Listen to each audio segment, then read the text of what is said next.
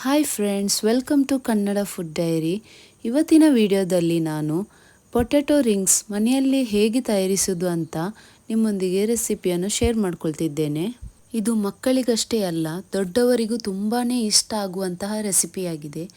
ಇದನ್ನೊಮ್ಮೆ ಹೇಗೆ ಮಾಡೋದಂತ ನೋಡ್ಕೊಳ್ಳುವ. Potato ring ತಯಾರಿಸಲಿಕ್ಕೆ ನಾನು ಬಾಯ್ಲ್ ಮಾಡಿದ 2 ಬಟಾಟೆಯನ್ನು ತೆಗೆದುಕೊಂಡಿದ್ದೇನೆ. ಇದನ್ನು ಸಣ್ಣ ಸಣ್ಣ ಪೀಸ್ ಮಾಡಿ ನಾನು ಇಲ್ಲಿ ಒಂದು ಬೌಲ್ಗೆ ಟ್ರಾನ್ಸ್ಫರ್ ಮಾಡಿ ಇದನ್ನು ಮ್ಯಾಶ್ ಮಾಡ್ಕೊಳ್ತಿದ್ದೇನೆ. ಬಟಾಟೆಯನ್ನು ಚೆನ್ನಾಗಿ ಬೇಯಿಸಿ ಮ್ಯಾಶ್ ಮಾಡ್ಕೊಳ್ಳಿ, ಆಗ ಸುಲಭದಲ್ಲಿ ಮ್ಯಾಶ್ ಆಗ್ತದೆ. ಬಟಾಟೆ ಚೆನ್ನಾಗಿ ಬೇಯದಿದ್ದರೆ ಮ್ಯಾಶ್ ಮಾಡಲಿಕ್ಕೆ ಸ್ವಲ್ಪ ಕಷ್ಟ ಆಗ್ತದೆ. ಮ್ಯಾಶ್ ಮಾಡಿದ ಬಟಾಟೆಯಲ್ಲಿ ಲಮ್ಸ್ಗಳಿರದಂತೆ ನೋಡ್ಕೊಳ್ಳಿ. ಲಮ್ಸ್ಗಳಿದ್ದರೆ ಪೊಟ್ಯಾಟೊ ರಿಂಗ್ಸ್ ಚೆನ್ನಾಗಿ ಬರುವುದಿಲ್ಲ. ಬಟಾಟೆ ಚೆನ್ನಾಗಿ ಮ್ಯಾಶ್ ಮಾಡಿ ಆದಮೇಲೆ ಇದಕ್ಕೆ ನಾನು 1-2 ದೊಡ್ಡ ಚಮಚ ಕೊತ್ತಂಬರಿ ಸೊಪ್ಪು, ಅರ್ಧ ಚಮಚ ಜೀರಿಗೆ ಹುಡಿ, ಅರ್ಧ ಚಮಚ ರೆಡ್ ಚಿಲ್ಲಿ ಫ್ಲೇಕ್ಸ್, 1/4 TSP ಬೆಳ್ಳುಳ್ಳಿ ಹುಡಿ, ರುಚಿಗೆ ತಕ್ಕಷ್ಟು ಉಪ್ಪು ಮತ್ತು 1-2 ದೊಡ್ಡ ಚಮಚ ಕಾರ್ನ್ಫ್ಲೋರನ್ನು ಹಾಕಿ ಇದನ್ನು ಚೆನ್ನಾಗಿ ಮಿಕ್ಸ್ ಮಾಡಿಕೊಳ್ಳುವ. ಹಾಕಿದ ಎಲ್ಲ ಇಂಗ್ರೀಡಿಯೆಂಟ್ಸ್ಗಳನ್ನು ಮ್ಯಾಶ್ ಮಾಡಿದ ಬಟಾಟೆಯಲ್ಲಿ ಚೆನ್ನಾಗಿ ಮಿಕ್ಸ್ ಮಾಡಿಕೊಳ್ಳುವ. ಈಗ ಪೊಟ್ಯಾಟೊ ರಿಂಗ್ಸ್ ಮಾಡುವ ನಮ್ಮ ಡೋ ಚೆನ್ನಾಗಿ ತಯಾರಾಗಿದೆ. ಇದಕ್ಕೆ ನಾವು ಈಗ 1-2 ಹಸಿರು ಮೆಣಸಿನಕಾಯಿಯನ್ನು ಸೇರಿಸಿಕೊಂಡು ಸ್ವಲ್ಪ ಮಿಕ್ಸ್ ಮಾಡಿಕೊಳ್ಳುವ. ಈ ಪೊಟ್ಯಾಟೊ ರಿಂಗ್ಸ್ ಎಷ್ಟು ಚೆನ್ನಾಗಿ ಬರುತ್ತೆ ಅಂದರೆ ಇದನ್ನು ನೀವು ಈವ್ನಿಂಗ್ ಸ್ನ್ಯಾಕ್ ಆಗಿ ಮಕ್ಕಳಿಗೆ ಕೊಡಬಹುದು. ಮಕ್ಕಳಿಗೆ ಈ ಪೊಟ್ಯಾಟೊ ರಿಂಗ್ಸ್ ಖಂಡಿತವಾಗಿಯೂ ಬಹಳ ಇಷ್ಟವಾಗುತ್ತೆ. ಹಾಗೆ ದೊಡ್ಡವರಿಗೂ ಸಹ ತುಂಬ ಇಷ್ಟವಾಗುತ್ತೆ. ಮನೆಗೆ ಬಂದ ಗೆಸ್ಟ್ಗಳಿಗೆ ನೀವು ಈ ಪೊಟ್ಯಾಟೊ ರಿಂಗ್ಸನ್ನು ಮಾಡಿಕೊಟ್ರೆ ಅವರು ಖಂಡಿತವಾಗಿಯೂ ನಿಮಗೆ ಕಾಂಪ್ಲಿಮೆಂಟ್ಸ್ ಕೊಡದೆ ಇರಲಿಕ್ಕಿಲ್ಲ. ಹಾಗೆ ಅವರು ಇದರ ರೆಸಿಪಿಯನ್ನು ಸಹ ನಿಮ್ಮೊಂದಿಗೆ ಕೇಳಬಹುದು. ಈಗ ನಾನು ಕೌಂಟರಿಗೆ ಆಯಿಲನ್ನು ರಬ್ ಮಾಡಿಕೊಂಡಿದ್ದೇನೆ.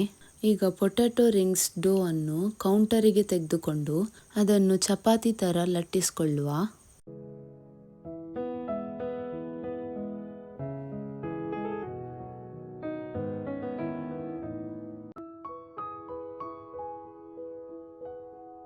ನಾವಿಲ್ಲಿ ಹಿಟ್ಟನ್ನು ಲಟ್ಟಿಸುವಾಗ ತುಂಬ ತೆಳುವಾಗಿ ಲಟ್ಟಿಸುವುದು ಬೇಡ. ಸ್ವಲ್ಪ ದಪ್ಪ ಇರಲಿ, ತುಂಬ ದಪ್ಪ ಸಹ ಬೇಡ, ತುಂಬ ತೆಳು ಸಹ ಬೇಡ, ಮೀಡಿಯಮ್ ಇರಲಿ. ಈಗ ನಾನು ಇದನ್ನು ಒಂದು ರೌಂಡ್ ಶೇಪ್ನ ಕಟ್ಟರ್ನ ಮೂಲಕ ಇದನ್ನು ಕಟ್ ಮಾಡಿ ತೆಗೆದುಕೊಳ್ತಿದ್ದೇನೆ. ರಿಂಗ್ಸ್ನ ಶೇಪಲ್ಲಿ ಇದನ್ನು ಕಟ್ ಮಾಡಿ ತೆಗೆದುಕೊಳ್ಬೇಕು. ನೀವು ಇದಕ್ಕೆ ನಿಮ್ಮೊಂದಿಗೆ ಕಟ್ಟರ್ ಇಲ್ಲದಿದ್ದರೆ ಯಾವುದಾದ್ರೂ ರೌಂಡ್ ಶೇಪ್ನ ಮುಚ್ಚಳ ಯಾವುದಾದನ್ನು ಬಳಸಿ ಇದನ್ನು ರೌಂಡ್ ಶೇಪಲ್ಲಿ ಕಟ್ ಮಾಡಿಕೊಳ್ಳಿ. ಈಗ ನಾವು ರೌಂಡ್ ಶೇಪಲ್ಲಿ ಕಟ್ ಮಾಡಿದ ಡೋನ ಮಧ್ಯದಲ್ಲಿ ಸಹ ರೌಂಡ್ ಶೇಪಲ್ಲಿ ಕಟ್ ಮಾಡಿಕೊಳ್ಬೇಕು. ಇದಕ್ಕೆ ನಾನು ಅದರ ಮಧ್ಯದಲ್ಲಿ ನೋಝಲ್ನ ಮೂಲಕ ಕಟ್ ಮಾಡಿ ತೆಗೆದುಕೊಳ್ತಿದ್ದೇನೆ. ನಿಮ್ಮೊಂದಿಗೆ ಕಟ್ಟರ್ ಇಲ್ಲದಿದ್ದರೆ ನೀವು ಟೆನ್ಷನ್ ಮಾಡಿಕೊಳ್ಬೇಡಿ. ನಿಮ್ಮೊಂದಿಗೆ ಇರುವ ಮುಚ್ಚಳವನ್ನು ಸಣ್ಣ ಸೈಜದು ಮತ್ತು ದೊಡ್ಡ ಸೈಜಿನ ಮುಚ್ಚಳ ಇದ್ದರೆ ಅದನ್ನು ಬಳಸಿ ನಿಮಗೆ ಈ ರೀತಿ ಕಟ್ ಮಾಡಿ ತೆಗೆದುಕೊಳ್ಬಹುದು. ಕಟ್ ಮಾಡಿ ಆದಮೇಲೆ ಎಕ್ಸ್ಟ್ರಾ ಹಿಟ್ಟನ್ನು ನಾನು ಇಲ್ಲಿ ತೆಗೆದುಕೊಳ್ತಿದ್ದೇನೆ. ಇದನ್ನು ನಾವು ನೆಕ್ಸ್ಟ್ ರಿಂಗ್ ಮಾಡಲಿಕ್ಕೆ ಬಳಸ್ಕೊಳ್ಬಹುದು. ಉಳಿದ ಹಿಟ್ಟಿನಲ್ಲಿ ಇದೇ ಥರ ರಿಂಗ್ಸ್ಗಳನ್ನು ಮಾಡಿಕೊಳ್ಬೇಕು. ಈಗ ನಾವು ಮಾಡಿದ ಪೊಟ್ಯಾಟೊ ರಿಂಗ್ಸ್ಗಳನ್ನು ಡೀಪ್ ಫ್ರೈ ಮಾಡಲು ಒಂದು ತವಾದಲ್ಲಿ ಆಯಿಲನ್ನು ಬಿಸಿ ಮಾಡಿಕೊಳ್ಳುವ. ಆಯಿಲ್ ಬಿಸಿಯಾದ ಮೇಲೆ ಒಂದೊಂದೇ ರಿಂಗ್ಸ್ಗಳನ್ನು ತುಂಬ ಕೇರ್ಫುಲ್ಲಾಗಿ ತೆಗೆದು ಎಲ್ಲವನ್ನು ಡೀಪ್ ಫ್ರೈ ಮಾಡಿಕೊಳ್ಳುವ. ಇಲ್ಲಿ ಗ್ಯಾಸ್ ಫ್ಲೇಮನ್ನು ಮೀಡಿಯಮಲ್ಲಿ ಇಟ್ಕೊಳ್ಳಿ.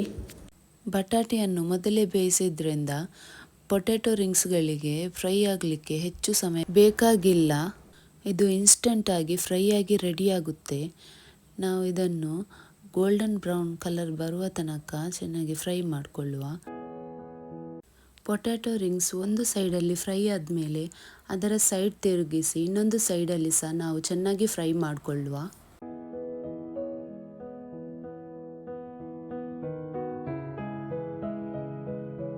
ಫ್ರೈ ಆದ ಪೊಟ್ಯಾಟೊ ರಿಂಗ್ಸ್ಗಳನ್ನು ನಾವಿಲ್ಲಿ ಒಂದು ಪ್ಲೇಟಲ್ಲಿ ತೆಗೆದುಕೊಳ್ಳುವ. ಈ ರೆಸಿಪಿ ತುಂಬಾ ಕಡಿಮೆ ಹೊತ್ತಲ್ಲಿ ರೆಡಿಯಾಗುತ್ತೆ. ಇದಕ್ಕೆ ಜಾಸ್ತಿ ಏನು ಕೆಲಸನೇ ಇಲ್ಲ. ನೋಡಿದ್ರಲ್ಲ ಫ್ರೆಂಡ್ಸ್, ನಮ್ಮ ಪೊಟ್ಯಾಟೊ ರಿಂಗ್ಸ್ ಎಷ್ಟು ಕ್ರಿಸ್ಪಿಯಾಗಿ ಕಡಿಮೆ ಹೊತ್ತಲ್ಲಿ ರೆಡಿಯಾಗಿದೆ. ನಮ್ಮ ಪೊಟ್ಯಾಟೊ ರಿಂಗ್ಸ್ ಮಾರ್ಕೆಟ್ನ ಫ್ರೋಝನ್ ಪೊಟ್ಯಾಟೊ ರಿಂಗ್ಸ್ಗಳಿಗಿಂತನೂ ತುಂಬಾ ಟೇಸ್ಟಿಯಾಗಿದೆ, ತುಂಬಾ ಕ್ರಿಸ್ಪಿಯಾಗಿ ಬಂದಿದೆ. ಫ್ರೆಂಡ್ಸ್, ನೋಡಿದ್ರಲ್ಲ ಪೊಟ್ಯಾಟೊ ರಿಂಗ್ಸ್ ಎಷ್ಟು ಈಸಿಯಾಗಿ ಮನೆಯಲ್ಲೇ ಹೇಗೆ ಮಾಡೋದಂತ.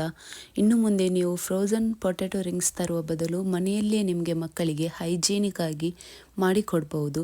ಇದು ತುಂಬಾ ಟೇಸ್ಟಿಯಾಗಿದೆ ಆ್ಯಂಡ್ ಹೆಲ್ದಿಯಾಗಿದೆ. ಮನೆಯಲ್ಲೇ ತಯಾರಿಸಿದ ತಿಂಡಿ ಯಾವಾಗಲೂ ಬೆಸ್ಟ್ ಆಗಿರುತ್ತೆ. ಹಾಗೆ ನೀವು ಸಹ ನಿಮ್ಮ ಮಕ್ಕಳಿಗೆ ಜಾಸ್ತಿಯಾಗಿ ಮನೆಯಲ್ಲಿ ಮಾಡಿದ ತಿಂಡಿಯನ್ನೇ ನಿಮ್ಮ ಮಕ್ಕಳಿಗೆ ಕೊಡಿ. ಈ ರೆಸಿಪಿ ಟ್ರೈ ಮಾಡಿ ನೋಡಿ, ಖಂಡಿತವಾಗಿಯೂ ನಿಮಗೆಲ್ಲರಿಗೂ ಇಷ್ಟ ಆಗಬಹುದು. ಫ್ರೆಂಡ್ಸ್, ನಿಮಗೆ ಈ ರೆಸಿಪಿ ಇಷ್ಟ ಆಗಿದೆ ಅಂತ ಭಾವಿಸ್ಕೊಳ್ತಿದ್ದೇನೆ. ಇಷ್ಟ ಆದರೆ ಪ್ಲೀಸ್ ಲೈಕ್ ಮಾಡಿ, ಶೇರ್ ಮಾಡಿ, ಕಮೆಂಟ್ ಮಾಡಿ ಮತ್ತು ಕನ್ನಡ ಫುಡ್ ಡೈರಿ ಚಾನಲನ್ನು ಸಬ್ಸ್ಕ್ರೈಬ್ ಮಾಡಿ. ಹಾಗೆ ಬೆಲ್ಲೈಕನನ್ನು ಪ್ರೆಸ್ ಮಾಡಲು ಮರಿಬೇಡಿ. ಇದರಿಂದ ನಾನು ಹಾಕುವ ಎಲ್ಲ ವಿಡಿಯೋಗಳ ನೋಟಿಫಿಕೇಶನ್ ನಿಮಗೆ ಸಿಗುತ್ತೆ. ಇನ್ನೂ ಇಂಟ್ರೆಸ್ಟಿಂಗ್ ರೆಸಿಪೀಸ್ಗಳೊಂದಿಗೆ ಮತ್ತೆ ಸಿಗೋಣ.